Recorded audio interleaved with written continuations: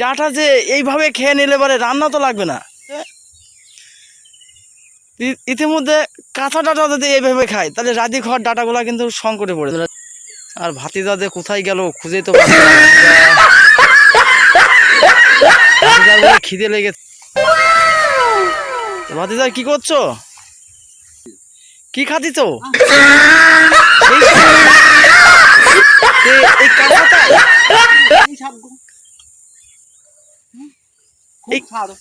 এরকম স্বাদ আর কোথাও হয় না।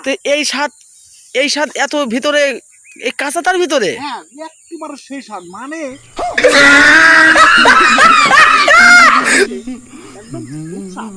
তাই নাকি? তে এই ডাটা যে এইভাবে খেয়ে নিলে পরে রান্না তো লাগবে না।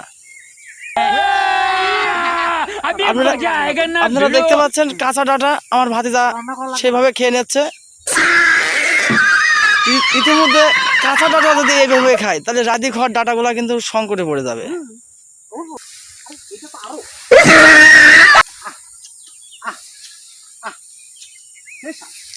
আমার কাছে সেই স্বাদ লাগছে, সেই স্বাদ মনে হচ্ছে। ধরেই খেয়ে নিতে হবে।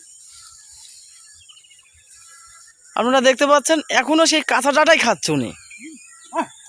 সেই স্বাদ আপনি যদি খাবেন না, না খাইলে আপনি বুঝবেন না। না না না না না, একদম সেই স্বাদ, খুব খুব ভারী জিনিস, একদম এমনি বডিটা পাওয়ার পরে এমনি হয়নি, এই মাল খেতে হয়।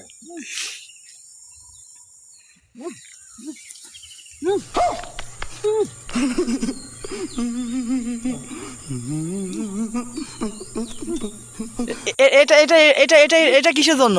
এটা আরো স্বাদ, এটা বিশাল ব্যাপার। তো পাতা মাথা শুধু খেয়ে নিল। আপনারা দেখতে পাচ্ছেন পাতা মাথা শুধু খাই যাচ্ছে। এই তামান মাঠ যদি সবজি যদি এভাবে খেয়ে নেয়, কাঁচাটা যদি খেয়ে নেয়, আপনারা দেখতে পাচ্ছেন।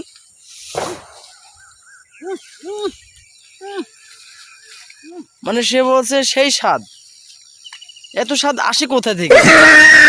একদম সেই স্বাদ, না খাইলে বুঝতে পারবেন না তো। এটা না খাইলে বুঝতে পারবো না।